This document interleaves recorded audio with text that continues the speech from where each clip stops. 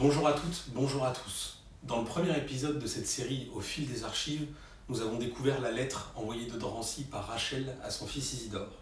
Le deuxième document que nous allons explorer ensemble a un point commun, il date du même jour. Le 23 août 1942, il y a 80 ans, une lettre spéciale est lue dans l'archevêché de Toulouse. Cette lettre, dont j'ai une copie grâce à Isidore, a été écrite par l'archevêque Jules Géraud à Liège. Intitulée Lettre sur la personne humaine, elle a sauvé des vies. Je vous en lis un extrait.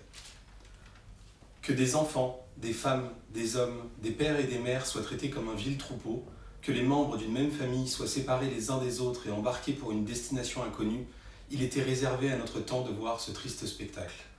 Dans notre diocèse, des scènes d'épouvante ont lieu dans les camps de Noé et de Récébédou. Les Juifs sont des hommes, les Juifs sont des femmes. Tout n'est pas permis contre eux. Ils font partie du genre humain. Ils sont nos frères comme tant d'autres. Un chrétien ne peut l'oublier.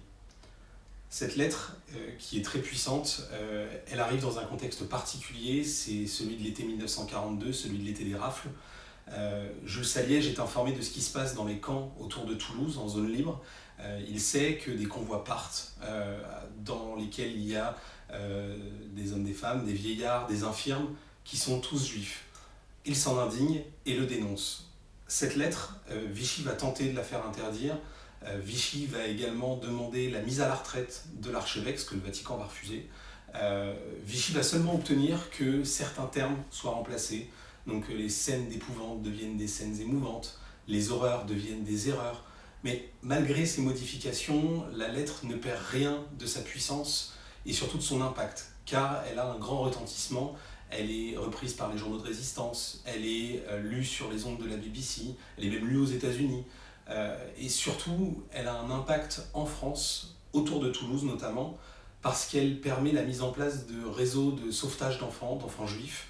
C'est notamment le cas à Notre-Dame de Massip, dans un couvent où ma grand-mère et sa sœur ont été cachées. Elles avaient 3 et 6 ans et elles ont été cachées et sauvées par les sœurs Denise Bergon et Marguerite Roch. Ces deux sœurs, elles ont agi à la fois à la demande et avec l'accord de Jules Saliège, et 80 ans après, tous les trois sont des justes.